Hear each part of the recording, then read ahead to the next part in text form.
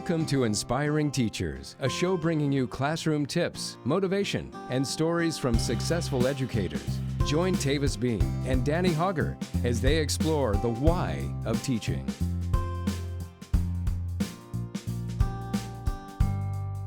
Hello, and thanks for joining us on Inspiring Teachers today. Before we get going, thank our friends at AmpedUpLearning.com. Use promo code HoggerHistory10 for all kinds of learning activities, resources, lessons, worksheets, and so much more. Follow them on social media because they're always giving away cool stuff at Amped Up Learning, and we appreciate that they're owned by two teachers. They support teachers who create, and teachers can find wonderful lesson plans there to enhance their classrooms. Support the Hogger History Store while you're there, and you'll just be blown away by the things you can find. Promo code HoggerHistory10, that's AmpedUpLearning.com. Now here's today's edition of Inspiring Teachers. I hope you'll really enjoy it. Like, share, subscribe, and send it to a friend or an administrator. Thanks for listening.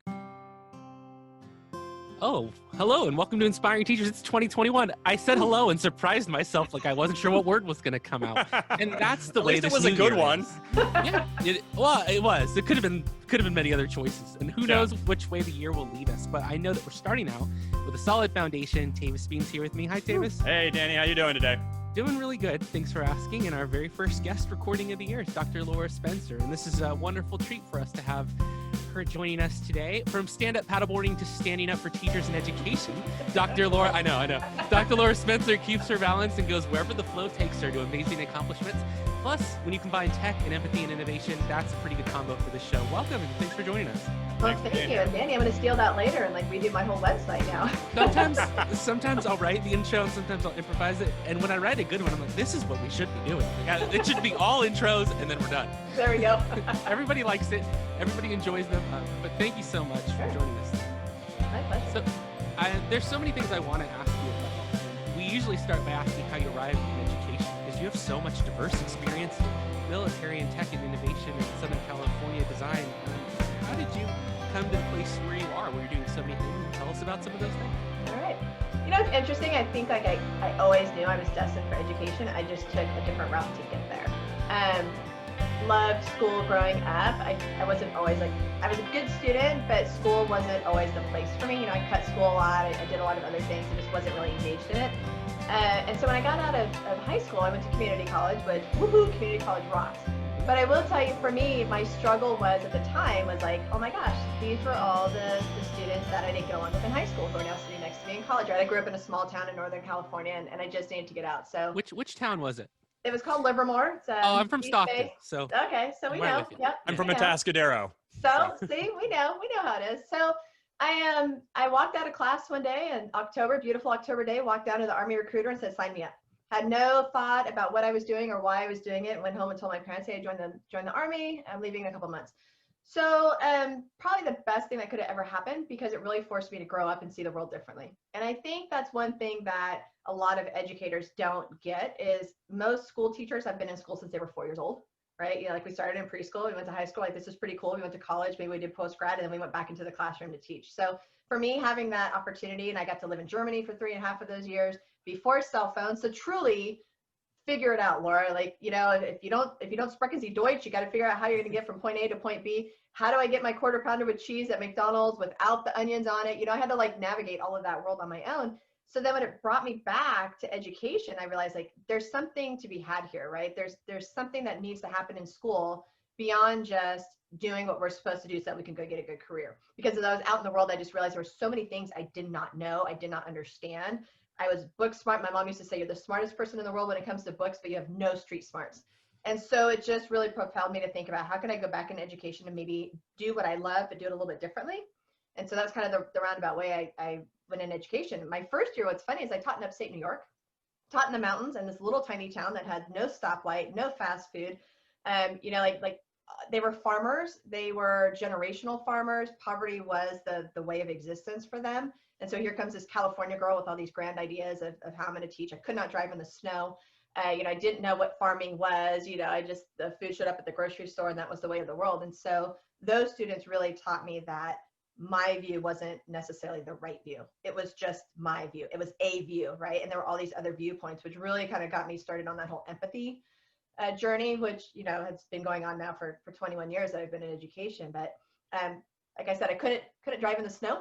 So I moved to California and said, I can't do that. I came to California and, taught middle school for many years and just really started to see that merging of technology. That's when one-to-one was still kind of an idea.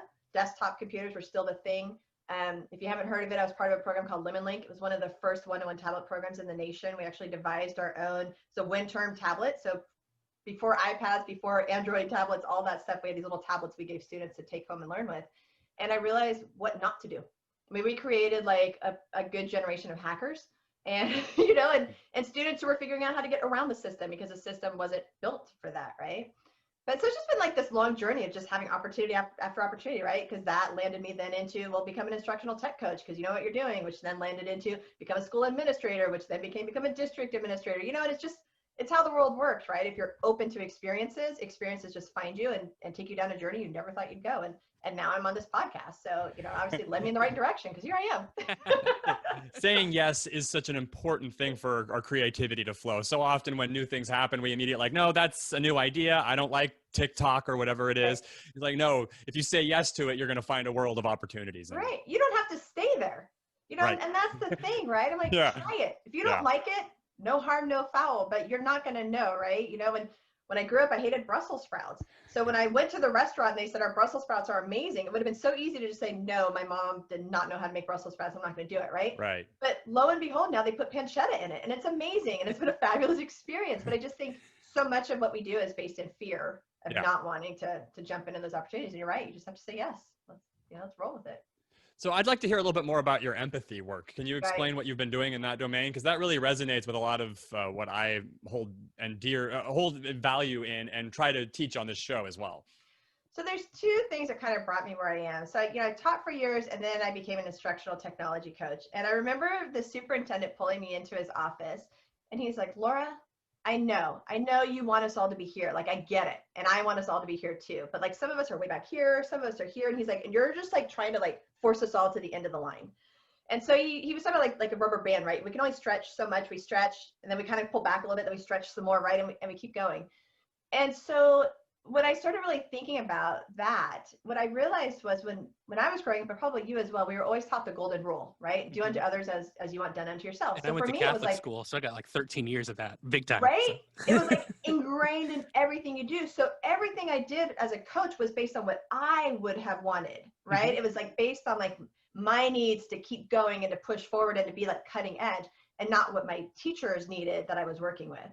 So my empathy work came from realizing that the golden rule is not the rule to follow, right? The golden rule centers me in that situation always. It's what do I want done? Therefore, that's what you're going to get done to you because that's what I want done. So my empathy work became about what do you want? What's best for you? And then how can I meet your needs? And when I flipped that, the success came fast, right? Like I felt like I was always hitting walls. I was like, I can't do this work. These teachers aren't with me. I don't know what's going on. But once I flipped that switch and said, okay, but what does Danny need to be where Danny wants to be, and not what does Laura want Danny to be? It just changed the game. So all of my work since then has been on empathy. In my last district, I actually did some research for a couple of years on what it looks like with students. When we ask students, how do you want to be acknowledged when you do something well? And how do you want to be like addressed when you need feedback or you need, some constructive push? Because not everybody wants the same thing. Right? Some students are like, give me a high five. Some students are like, oh my gosh, don't ever high five me in public. Don't even acknowledge that I've done something well in public. But in the past, I'd base it on me. Right? And I'd be like, woo, woo, look who did some awesome things today. And some students are like, oh my gosh, please make it stop. Right? So when again, when we started switching it all the way down to kindergarten, you can ask kindergartners, what makes you happy? Like if I want to bring you joy, what does that look like for you? Is it a sticker? Is it a call home? Like, what is it? Mm-hmm. And then do that, right? But we as educators, I think we're always taught like, this is the way. This is how we motivate all the students, right? Right. We've all tried it, right? The marbles in the jar for the class points or the stickers on the assignments for this or that. And it was like, well, some kids need the stickers on the assignments, and some kids do need some points for their own like development, and some kids don't need any of that. And I really like how you this grew out of your relationship with your co-teachers as well, the people Yes. that were working for you. And so often we talk about empathy in education, and we focus solely on the teacher-student relationship. Right. And I really value that you have brought in the relationship with the teachers as well. Well, Because I think that if we show the teachers more empathy, they're going to show the kids more empathy. Exactly. Right. And, you think of like the principal and the superintendent, I think at all levels, that's the shift, right? If we all looked at it, not in terms of like, what's my love language, right? But like, Right. what does everybody else need? I think education would be a totally different ballgame. I really do.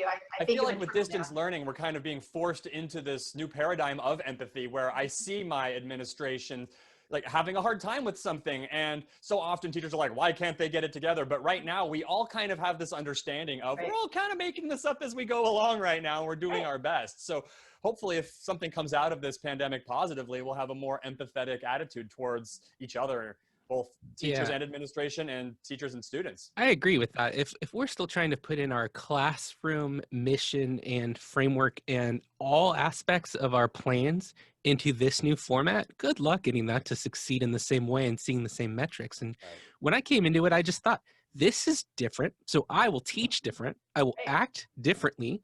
And I'm going to have kindness first before anything else. So if kids aren't, if like other teachers are telling me at my school, they're not turning in work.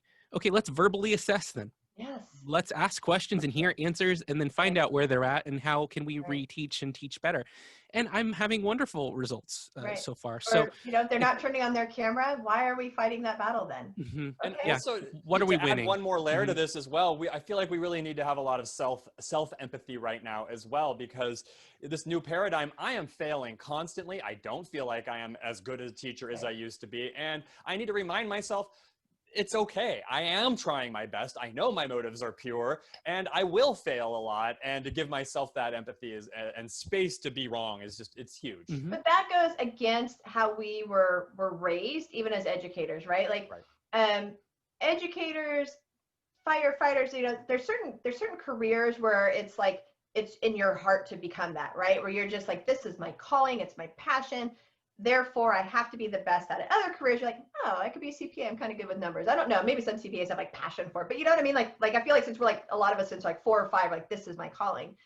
And so then when you're not good at it, oh my gosh, right? It's like tearing out your soul and just putting your heart out there and saying, well, that was an utter failure. My life's a failure. And educators are always put out there as like, we have to be the martyrs, right? Like, we don't get paid, we don't get support, we don't get supplies, we don't get all these things, but my goodness, we are amazing. And so when we're not, it's like soul crushing. And it's funny, Danny, that you brought up paddleboarding, because that became my escape. Because I was killing myself when the pandemic started, right? Like, how do I help these teachers? And I'm also teaching university, right? So I'm teaching teachers who are like jumping into this world going, oh my gosh, like, I'm like surrounded by misery and heartache and failure and people whose like spouses are losing their jobs, or, kids who have disappeared now. And we don't know where they are, all the stuff we've all been experiencing. I'm like, how do I take care of me? And my friend's like, do you want to go paddleboarding? And it was like, there it is, right? Like me and the water, and hopefully not falling in the water, and just finding space to say, this is not at all about education. We always want to make everything about education. Should I have like a blog that's like the paddleboarding of education? Like, no, it's just my thing that makes me happy. Right. And that's okay to just have my thing. Like you said, like empathy for self. This is what makes me happy. And that's good. And this is part of like my new push where I'm inspired in teaching, is that we really need to put our self-care first. Yes. It needs to be the bedrock, the core, that no matter what is going on in the rest of our lives, that self-care is solid. Right. And I feel like we go about it opposite. We wait for everything else to be, okay, that's taken care of, that's okay, now I can take care of myself. And that's just not sustainable. You never know when you're going to go through a family heartache. You never know when you're going to have an accident, or there's going to be a global pandemic or something. And having that solid self-care routine is just so valuable for our teachers who give so much. But like you said, our ego is so wrapped up in it as well, that when we aren't exceeding expectations as a teacher, then we feel that we are not exceeding expectations as an individual, as a self. And I I feel think like that's where leadership comes in too. Like leadership Yes. has to lead that work. Mhm. Because if your site leadership department, whoever it is, right? If all your PD right now is on how do we get kids to turn on their cameras and how are we going to get, this stuff fixed, then that sends the message to teachers that their needs aren't first and foremost, right? So for example, like my leadership team they worked with a sports academy to bring us weekly workouts. So now for teachers, we have an 8 a.m. once a week where we get to go work out. And now we even have a nutrition plan that, they gave us Fitbits so we could get out and walk, like setting that message that please don't sit at your computer all day, right? Like take care of you. Like how are we setting, and I'm not saying everybody has to go buy everybody Fitbits, but like, what are we doing to send that message? Because until we fix that, we're going to keep having to buy SEL curriculum. And that's the big joke of it all, right? We buy SEL curriculum for students and we're like, hey, on page 25, it says to do these things to self-regulate your behavior. Mm-hmm. And we have to buy it in the book because we don't know what we're doing, because we don't take care of ourselves. Like if we knew what we were doing, we wouldn't need that book. It's just kind of the irony of it all, right? And I think if you take what you've both said now and not be afraid to show the arc to your students, especially like you had middle school, I did too, and now I teach high school, tell them, here are the things that I'm learning in my other life that are bringing me joy. What is it that you can do if things are not happy for you? Is there a pocket that you can find to bring yourself joy, to be your light in this time? And I've been telling them that, something like that once a week. And tomorrow when we rejoin, I will show them 30 seconds on just all the fun things I was doing over break. And, one of those students each day will think about starting something or will start something. And I set goals with them for the new year. And I think that's a great place to start in 2021. Yeah, I agree. And I think having that freedom for them to explore, and it's okay to have a bad day, right? Like that toxic positivity is real. Yeah. And we have to be aware of that. And I think as a teacher to be able to say like, I'm not having a great day, guys, right? Yeah. We're at home. My dog's puking in the other room right now. There's like chaos going on. I'm doing the best I can, right? Like that's okay. And it's okay to say to students, I didn't have a great break. And maybe you didn't have a great break either, but we're here together now. Right. And we're gonna make the best of moving forward. And there's that empathy piece, right? Again, it's like, don't set it on me. It's just like, where are each of us in our space, and how do we all combine that energy together? That's a great place to hold this conversation. I hope we can have another one in the future. At laurakSpencer.com, you can find out all about Dr. Laura's design thinking, her career, and she's available for presentations. And is there anything else that you would like to mention for people to be able to continue to follow you on Twitter at @LSpencerEDD? And we're just so grateful. Thank you for giving us your time. Is there anything else you'd like to share with our audience? No, I just say hang in there. We're all in this together. Reach out. I gladly give everything for free, so if you ever need ideas or wisdom or just somebody to gripe out for a few minutes, hunt me down. I'm good. That's wonderful. Well, thank you so much. And we appreciate you being a guest on Inspiring Teachers today. For everyone, we hope message going. Thank you. All through the year. Thank you so much. And for now, we will see you next time. Class is dismissed. Thanks. After 12 years in broadcasting, I've really tried to create a classroom environment that is dynamic while still being genuine and authentic, looking at current events and bringing them in frame with what we are learning historically. There's so many ways in which your program could be better if you just improved on what you're already doing. You're working hard to benefit students, but are you thinking about your voice and how your program is entertaining or is instructive? Take a look at my book, A Broadcaster's Secrets to Teaching, to find stories and reflections on how I turned a career in radio and TV into an engaging book to improve my classroom philosophy and become a more motivated educator. Thanks for watching.